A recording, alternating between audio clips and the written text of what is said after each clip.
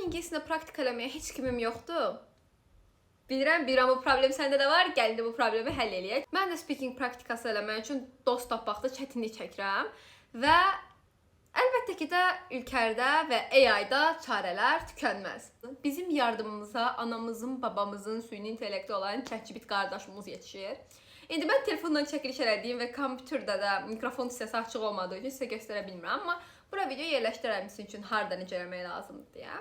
Girirsiniz, ChatGPT-in göstərdiyim hissəsini mikrofonuna basırsınız və sadəcə danışmaya başlayırsınız. Amma burada nə dediyiniz çox önəmlidir.